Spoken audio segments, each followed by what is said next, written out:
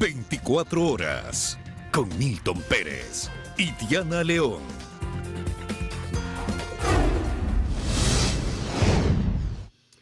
Empezamos con la presencia del presidente Guillermo Lasso. Este jueves fueron posesionados los 14 jueces de anticorrupción seleccionados tras un proceso que inició en 2019. Karen Aro sigue este evento y nos cuenta cuáles serán sus funciones. Hola, Karen. Hola, ¿cómo están en el estudio, amigos televidentes? Buenas noches. Así es, hace pocos minutos terminó un evento en el que fueron presentados los primeros 14 jueces anticorrupción, hecho que por las autoridades aquí presentes ha sido calificado como un hito en la justicia ecuatoriana. Se llega a este proceso luego de aquel que inició en el 2019. 425 se postularon para estos cargos y solo 14 fueron elegidos y hoy fueron presentados oficialmente. Se encargarán de dar trámite por lo menos a 7 delitos de corrupción y otros 37 de crimen organizado. Ocuparán varias dependencias.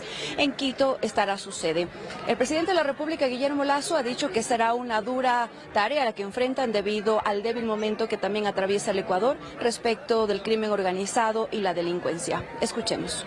Ustedes asumirán un reto tan importante como delicado. Su trabajo estará en la vitrina del país ante los ojos de todos. Vivimos una etapa especialmente difícil porque el crimen organizado intenta apoderarse de muchos espacios sociales, económicos y hasta políticos, e inclusive intenta captar a nuestras instituciones. El presidente del Consejo de la Judicatura se refirió a cuál sería su tarea. Estarán ubicados como sede en Quito, como ya lo habíamos dicho. 2 de ellos ocuparán las dependencias en las unidades judiciales, otros 6 estarán en las cortes provinciales y otros 6 también en los tribunales. Escuchemos. Pues tenemos jueces especializados para que apliquen el derecho de forma correcta y sancionen a los responsables con el máximo rigor que la Constitución y la ley lo permiten. Para llegar a este día hemos transitado un trayecto largo, no alejado de dificultades y amenazas de todo tipo, incluidos un juicio político, que lo superamos con entereza y solamente con la verdad y la razón. Para finalizar, nada más contarles que este proceso tuvo el apoyo de la Unión Europea, así como también el asesoramiento de la Embajada de los Estados Unidos, ya que uno de los delitos y los flagelos que tienen principalmente enfrentar a estos jueces será el narcotráfico. Continúen ustedes con más información, que tengan una buena noche. Gracias, Karen. Y también les contamos, el ministro de Gobierno pidió a la Asamblea que tramite y apruebe la reforma constitucional para involucrar a las Fuerzas Armadas en la seguridad interna del país. Joana Ramos nos cuenta que se busca oficializar el apoyo que se puede dar sin necesidad de un estado de excepción. En el espacio de entrevistas de Teleamazonas, el ministro de Gobierno Francisco Jiménez se refirió a la entrega del proyecto de ley para reformar parcialmente la Constitución. El documento, que desde el pasado miércoles está en manos de la Asamblea, quiere que, sin necesidad de declarar un estado de excepción, las Fuerzas Armadas ayuden a la policía para el control de la seguridad interna. Jiménez reconoció que los votos no están a favor del oficialismo en el Pleno, pero hace un llamado a los legisladores. Más allá de estar intentando boicotear el trabajo que hace el gobierno, ellos, pienso yo, deben entender que no están legislando ni para el gobierno del presidente Guillermo Lasso, ni para estos 2 años, sino para el futuro del país. Por lo tanto, la pelota está en la cancha de ellos.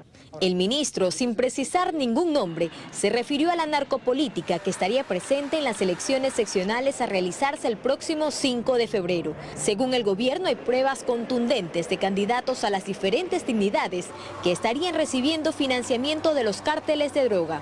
Pero está claro que nosotros estamos luchando contra un monstruo internacional que no solamente tiene ramificaciones en la delincuencia y en el crimen organizado, sino eventualmente también en el sistema político. El funcionario aseguró que las investigaciones sobre este tema continúan y que la revelación de los nombres viene después. Y obviamente cuando haya nombres concretos, pues tendremos que decirlo a la ciudadanía. Nosotros no queremos tratar esta información desde el punto de vista superficial. Lo queremos hacer cuando tengamos todos los elementos sobre la mesa, porque son temas muy serios, son temas muy delicados. Si el gobierno logra la aprobación de la Asamblea, el texto irá a consultarse en las urnas a través de una votación ciudadana. El ministro de Energía, Fernando Santos Alvite, pide la salida del gerente de SELEC. Reconoce que frente a denuncias de supuestos actos de corrupción, el funcionario no goza de su confianza. Fausto Yepes nos cuenta que a la crisis en el sector eléctrico se suma la falta de autoridades. Un oficio enviado a Nicolás Andrade, gerente de SELEC, el pasado 23 de noviembre, evidenciaba que el ministro de Energía, Fernando Santos, había perdido la confianza en él. Allí le dispone a Andrade que deje sin efecto de manera inmediata las desvinculaciones de personal llevadas a cabo en la unidad de negocios de Hidrotoapi. Le dispone también suspender todo tipo de desvinculación de personal y contratación de nuevos colaboradores en la corporación, hasta nueva disposición. Era la muestra de una crisis interna de larga data en el sector eléctrico. Nicolás Andrade arrastra cuestionamientos de antes de asumir la gerencia de SELEC y ahora el ministro Santos lo dice abiertamente. No lo conozco al señor Andrade, lo vi físicamente alguna vez en una reunión, no he cruzado palabra con él, pero por el cúmulo de denuncias tiene derecho a su inocencia de presunción, pero yo he pedido que se retire. Las denuncias se remontan inclusive a 2017, cuando Nicolás Andrade, como gerente de Termo Esmeraldas, contrató a la empresa Induradia para mantenimiento de calderas. Esta empresa había entregado una póliza de seguros falsificada y nadie dijo nada. En 2022, con Andrade al frente de SELEC, las cosas no son tan distintas, dice el ministro Santos. Advierte la intención de firmar contratos a dedo para arreglos de la hidroeléctrica Coca-Codo Sinclair, una obra que no merecía más gastos. Que se le quería dar una carta blanca al jefe de la central Coca-Codo Sinclair a que firme sin límite la obra que considere necesaria para la protección de la planta, sin licitación. Los mismos empleados se opusieron y nos denunciaron. Curiosamente, cuando el ministro Santos anuncia que Sino Hidro podría hacerse cargo de Coca-Codo Sinclair, 24 horas después desde SELEC, Andrade envía un mensaje distinto. SELEC ha publicado que se vienen contratos para la construcción de una represa en Coca-Codo. La decisión estaría en manos de la gerencia de empresas públicas que Santos ha revelado está vacante. El señor Luque renunció hace 3 semanas y todavía no le ponen el reemplazo. Apuntes de una crisis de uno de los sectores más rentables del país. El sector eléctrico cuyas autoridades o no están o no gozan de la confianza. Y no de ahora.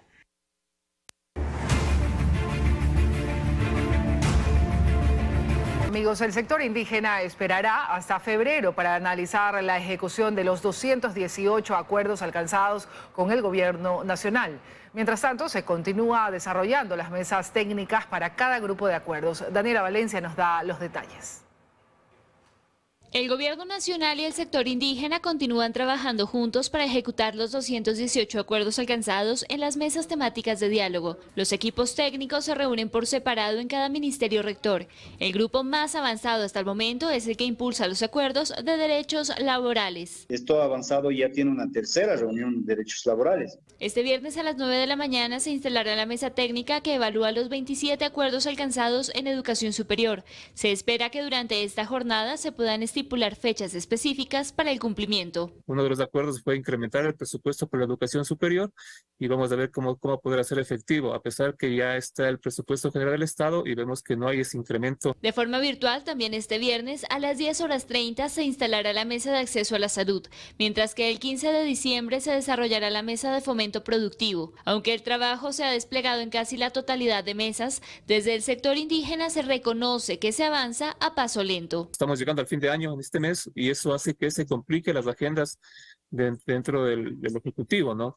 Tienen algunas actividades que ir cerrando, cierran su trabajo y eso va a hacer que este tema se prolongue tal vez para el próximo año. Por tal razón, desde la CONAIE son más enérgicos y apuntan que casi 2 meses después de haber cerrado las mesas, ningún acuerdo se ha cumplido, por lo que esperarán hasta el próximo año para ver avances. Si hasta febrero no se operativiza ninguno de los acuerdos, y entonces accionar y tomar las decisiones conjuntas. Antes de que esto se vaya agudizando, antes de que esto se vaya agravando, el gobierno nacional debería apresurar en ese tema de cumplimiento. Aún esperan que el gobierno nacional fije fecha para llevar a cabo las mesas de control de precios y de energía y recursos renovables.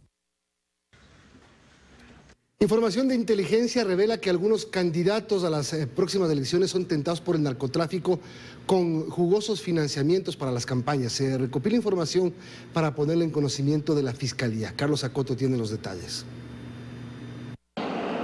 En algunos casos ofertas y en otros ya acuerdos consumados. El narcotráfico ha tocado la puerta de movimientos políticos y candidatos con miras a las elecciones seccionales de 2023.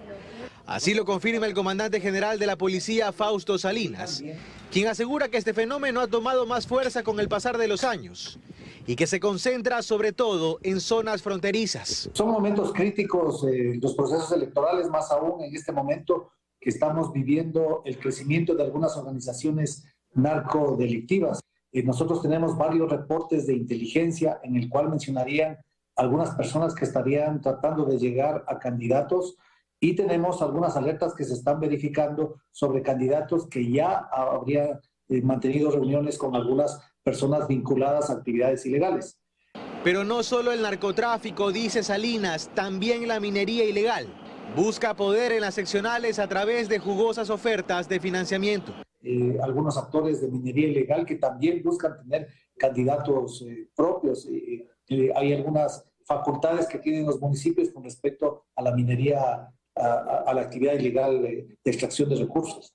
Debido a que se trata de información reservada, no se dicen nombres ni de candidatos ni de partidos políticos. Pero sí se deja en claro que el tema está en el radar de las autoridades y que se recopila evidencias para presentar denuncias. Nosotros hacemos la advertencia para que los candidatos elijan bien las personas que apoyarán en esta campaña y sobre todo de quién vienen los recursos. Recientemente una investigación de primicias sobre la detención en España de Enrique Portocarrero Castillo, alias Chugo, vinculado con redes internacionales del crimen organizado, reveló que una de sus operaciones en Ecuador estaba vinculada precisamente al financiamiento de campañas para las próximas elecciones. Citando un informe de inteligencia, el medio reveló que alias Chugo buscaba ubicar actores en lugares estratégicos que le permitieran continuar con sus actividades ilegales a gran escala. Y recuerdan a Carolina Espinosa, la maestra que recorrió playas en su bicicleta para dar clases a sus estudiantes durante la pandemia. Hoy volvemos a hablar de ella, pues se graduó de la maestría que recibió gracias a su labor. Dayana Monroy viajó hasta playas donde ella vive y nos tiene esa historia de superación. Ahora la esperan en el salón de clases. Buenos días.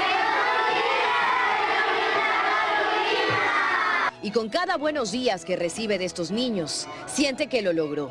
Es Carolina Espinosa, la maestra que durante la pandemia, cuando nadie quería salir de casa, salió en su bicicleta con una pizarra en los hombros a buscar a los estudiantes que no podían conectarse en sus clases virtuales. Han pasado ya 2 años de eso, y a diferencia de miles de niños ecuatorianos, ninguno de sus alumnos desertó de la educación. Y pienso que lo hice bien, pienso que lo logré, que ellos me digan gracias profesora, eres linda, la queremos, nunca cambie. Hoy no, a mí me llena de satisfacción, me emociona muchísimo escucharles. Y si bien los niños a los que educa hoy no son los mismos que hace 2 años, Carolina sigue dejando huellas. Hace una semana se graduó de máster en innovación de la educación por una beca que recibió debido a su labor. Me siento completamente satisfecha, feliz, contenta. Alison tiene 10 años, ama a su maestra y quiere ser como ella. Me gustaría enseñarle a los niños cómo ser mejores personas, así como ella lo hace con nosotros. Pero la huella que deja no solo alcanza a sus alumnos, también a sus compañeros. Porque ya hay muchos maestros que ya están terminando también con ella la maestría. Sí. Lo mismo pasó durante la pandemia. Todos sus compañeros de la escuela Polibio Jaramillo en Playas salieron a buscar a sus estudiantes. Nos sentíamos orgullosos. Primero comenzó ella, luego vinieron, sumamos 1, luego 2. Solo 8 de los 27 maestros de esta escuela tienen título de 4º nivel. Y si el gobierno nos diera la facilidad a todos darnos unas maestrías gratis, fuera bueno, ¿no? Ahí tendríamos niños del futuro, porque la educación ahora en la actualidad se ve como una educación mendigada. Durante la pandemia también consiguió 18 puntos de internet que se instalaron en Playas, además de tablets. Ya es mediodía, suena el timbre, sus niños se forman y como regla, antes de salir practican las tablas de multiplicar. 5 por 5, 25. Se los entrega a sus padres y ella vuelve a casa en tricimoto. La moto que le obsequiaron tuvo que venderla. Y hoy la bicicleta, a través de la que se le devolvió la educación en los momentos más complicados de la pandemia a cerca de 40 niños en playas, descansa en el patio de Carolina. Está descompuesta, pero Carolina dice que nunca se va a deshacer de ella, pues le entregó tanto. Tú lo haces por corazón, nunca esperas nada de nadie. Y cuando te das cuenta, después de un tiempo, Dios te devuelve todo. La educación te cambia la vida, nos asegura Carolina, quien es la primera profesional de su familia, madre soltera de 3 niños y guía de otros 30. Pues pese a las complicaciones que tenemos todos, este país necesita de niños educados para que entiendan lo que son capaces de hacer, nos dice. Encargarse de eso es su motor de todos los días. Bueno, siempre le digo a las madres, siempre le digo a mis estudiantes, cuando una persona se educa, tienes para escoger lo que tú quieres en la vida. Pero cuando una persona no se educa, tienes que dejar que te escoja.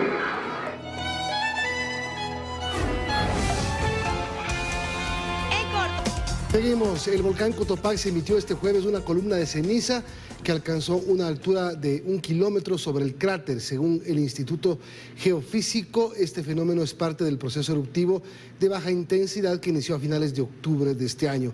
La emisión de ceniza ocurrió entre las 7:58 de la mañana y las 8:16. El viento llevó las partículas en dirección hacia el oeste y noroeste, sin que hasta el momento se haya identificado la caída de ceniza en zonas aledañas. Y entre 400 a 500 personas con problemas respiratorios llegan a hacerse atender a diario en el hospital IES Quito Sur. El grupo más afectado de esta ola de contagios, según los reportes, son infantes y menores de edad. Paul Cuello nos tiene los detalles. Morales Pedro. Este es el panorama que se registra actualmente en el hospital del IES Quito Sur.